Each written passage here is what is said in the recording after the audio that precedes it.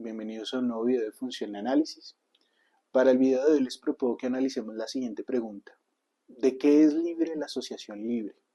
Es decir, ¿a qué nos referimos con libertad o con esta palabra de libre cuando hablamos del método de la asociación libre?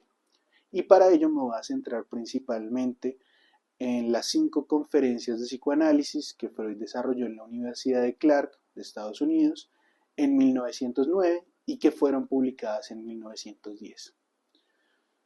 Con respecto a esto, es importante como seguir el hilo que va llevando Freud en estas conferencias, y es que él comienza hablando de los métodos que son pre-psicoanalíticos y cómo estos métodos fueron influyendo paulatinamente y con respecto a ciertos elementos en lo que después se va a constituir como la regla fundamental del psicoanálisis.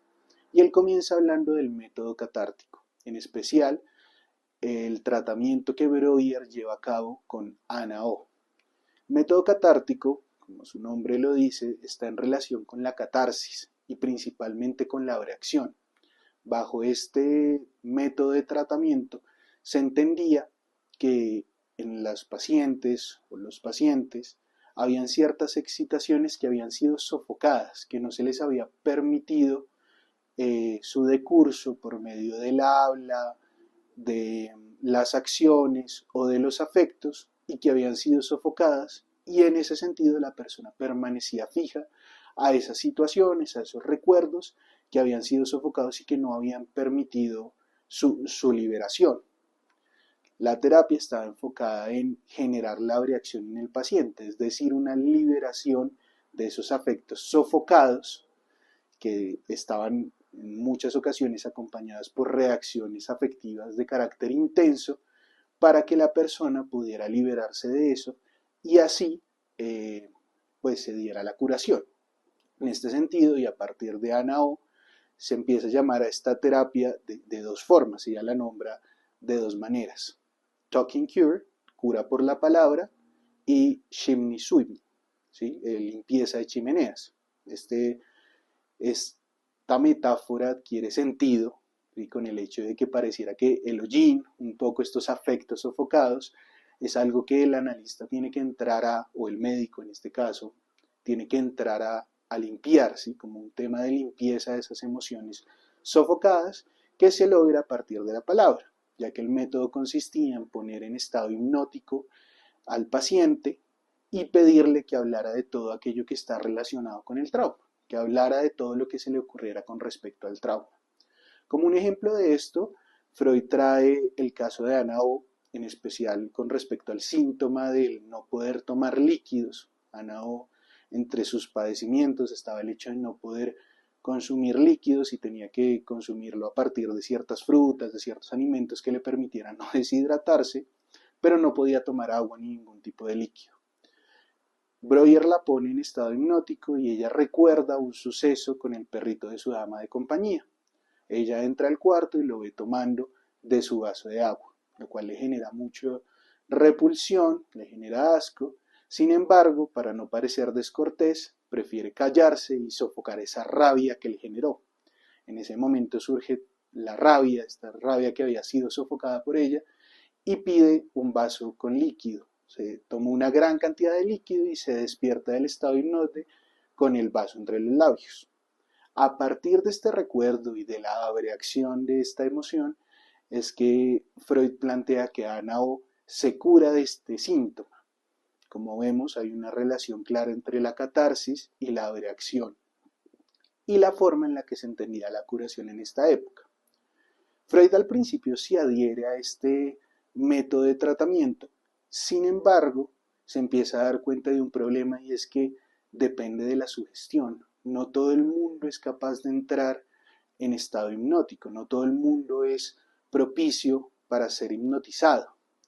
Y en ese sentido decide trabajar con la persona en estado de vigilia, a partir de la pregunta que se le hacía en el método catártico, de diga todo aquello que se le venga a la mente con relación a estos síntomas que usted está teniendo. A este respecto, pues Freud empieza a ir trabajando. Sin embargo, surge una pregunta que me parece que es fundamental para la invención del psicoanálisis, y es ¿cómo podemos hacer que una persona en estado de vigilia, es decir, estando consciente, sea capaz de entrar en contacto con lo inconsciente, con un saber que no sabe, ¿sí? De ahí viene la palabra inconsciente, que no es consciente para la persona. Es decir, ¿cómo podemos hacer que una persona pueda develar ese inconsciente sin que el analista sepa cuál es ese inconsciente y la persona no sepa qué es eso que tiene que develar? Y al respecto de esto, Freud recuerda un experimento que llevó a cabo Bernheim en Nancy, donde ponía a diferentes personas en estado hipnótico y les daba diferentes comandos, diferentes directrices, los despertaba del estado hipnótico y les pedía que recordaran qué fue lo que hicieron, de qué se acuerdan de ese momento. Al principio las personas decían que no recordaban nada, que no se les venía nada a la mente. Sin embargo, después de exigirles que trataran de recordar, de inquirirles un poco a que trataran de recordar, ellos mencionaban precisamente lo que habían hecho en estado hipnótico.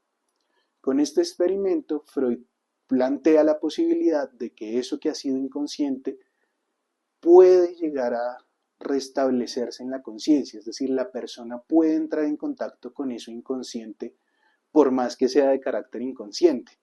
Como vemos, y esto es un aspecto que me parece importante, el método psicoanalítico no surge de la nada, no surge de la imaginación de Freud, ¿sí? Del genio de Freud, o como también se plantea, de la clínica propiamente, sino que también va surgiendo de otros saberes, de otras disciplinas, de otros autores, y la genialidad de Freud radica precisamente en la forma de articular estos elementos y estos saberes para ir consolidando un método a partir de estas complicaciones que le van surgiendo, con el fin de que sea un método que se pueda llevar a cabo por lo menos con todas las personas.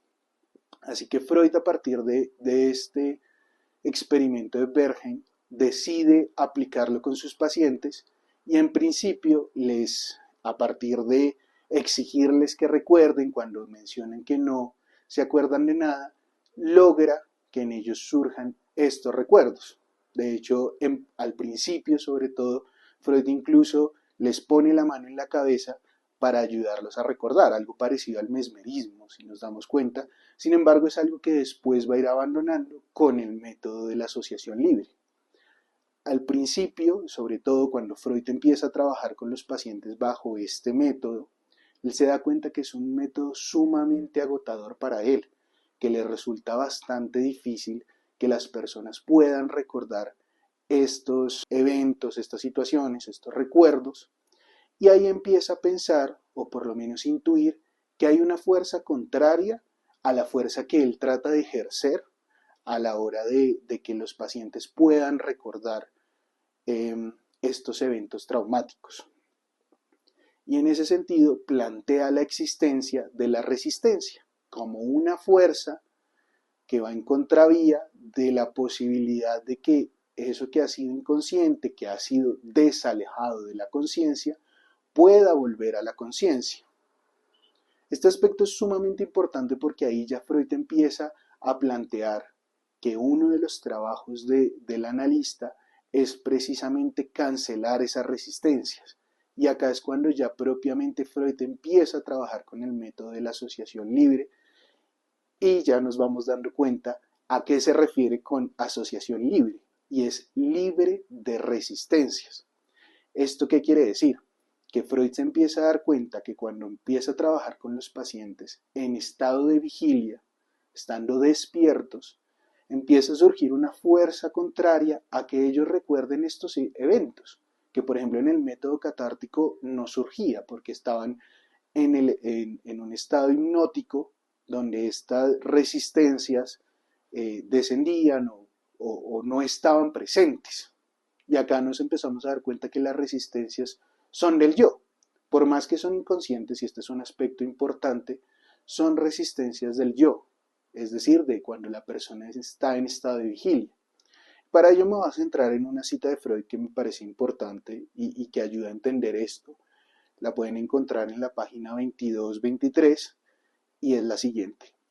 Desistan, por otra parte, del intento de situar el caso de la paciente de Breuer, Ana O., bajo los puntos de vista de la represión. Ese historial clínico no se presta a ello, porque se lo obtuvo con el auxilio del influjo hipnótico. Esta cita me parece crucial para entender esto que venimos abordando, ya que él plantea que en el estado hipnótico no surge la resistencia porque se trabaja con el paciente en estado hipnótico. Se trabaja cuando no está en estado de vigilia, no es consciente de lo que está pasando y en ese sentido se cancelan las resistencias. Bajo el método de la asociación libre, que se trabaja con el paciente en estado de vigilia, surge la resistencia. La resistencia es del yo, pero es de forma inconsciente. No es que el paciente no quiera recordar, no es que el paciente se resista a recordar o no quiera enfrentarse a esto doloroso, sino que le genera displacer. De forma inconsciente, él es un mecanismo que ha encontrado, o más bien es un mecanismo de represión de un suceso que ha ido en contra o que es inconciliable de la representación con el yo. Esa representación que ha sido reprimida es inconciliable con el yo y precisamente por eso ha sido desalojada de la conciencia. Y a esto es a lo que se refiere con resistencia. Entonces, acá ya podemos ver un aspecto que resulta paradójico y es que la asociación libre pretende ser libre de resistencia, pero aún así es paradójico porque se espera o se intuye que durante el tratamiento va a surgir la resistencia. Es decir, la resistencia está ínfimamente relacionada con el método de la asociación libre. Están sumamente relacionadas. Si uno quiere trabajar bajo el método psicoanalítico, tiene que estar claro que las resistencias van a surgir. ¿Y van a surgir por qué? Porque eso nos permite darnos cuenta que ahí hay algo del orden de lo inconsciente, que donde se detuvo las asociaciones del paciente, hay algo que ha sido reprimido, algo que hace falta, algo que no hace parte del orden de la conciencia y que es labor del analista analizar, interpretar esta resistencia para que vayan surgiendo más asociaciones y así poder darnos cuenta qué es eso que ha sido reprimido. Esta es una de las primeras paradojas que me parece a mí que tiene el método de la asociación libre y es que pretende ser libre de la resistencia y aún así depende de las resistencias. El otro aspecto paradójico de la asociación libre es precisamente que gracias a la asociación libre podemos entrar en contacto con las cadenas asociativas del paciente. Y acá me refiero a cadenas en su doble acepción. Cadenas en tanto relación de recuerdos, de vivencias, de cuestiones que se han ligado, pero también cadenas en torno al tema de ciertos grilletes, ¿sí? Que podríamos tomarlo así como el tema de la repetición, de que el paciente vuelva al mismo tema, en el caso, por ejemplo, de la transferencia, ¿sí? Pero la repetición incluso de los síntomas, entonces las cadenas asociativas que están manteniendo ese síntoma. Es paradójico en el sentido que con la asociación libre no vamos a liberar al paciente, sino más bien vamos a liberar esas asociaciones de las resistencias que generan para que el analista pueda interpretar eso latente que está ahí, eso inconsciente que hace falta y que está permeando constantemente o más bien determinando el síntoma. Bueno, eso sería todo por el video de hoy. Espero que les haya resultado interesante, que les haya servido y nos vemos en un próximo video.